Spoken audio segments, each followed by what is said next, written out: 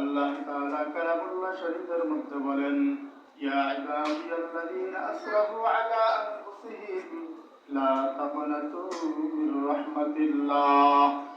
আল্লাহ তাআলা ডাক দিয়া বলেন, ও আমার গুনাহগার বান্দারা, কে আছো গুনাহ করেছো, আসো গুনার বোঝা মাথায় লইয়া ঘুরতেছ, এখনো সময় আছে, আসো আমি তোমার জন্য লা তাকনাতু মির রাহমাতিল্লাহ, আমি রব তোমার জন্য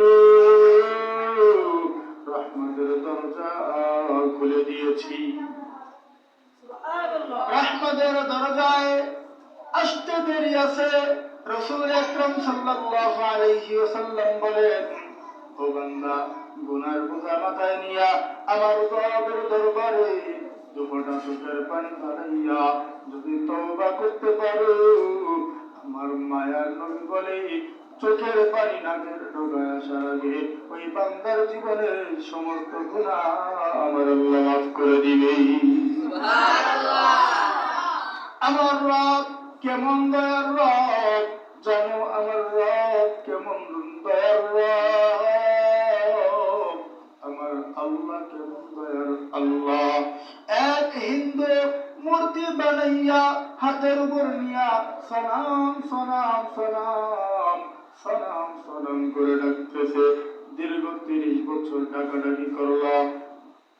হিন্দুদের একটা দেবতার নাম হচ্ছে সনাম, আমাদের রবের নাম একটা নাম হচ্ছে সমাদ।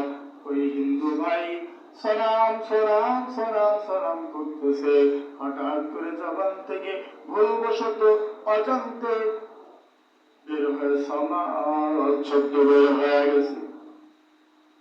পিছন থেকে আমার রব বলে, লাব্বাইক ইয়া আবদি,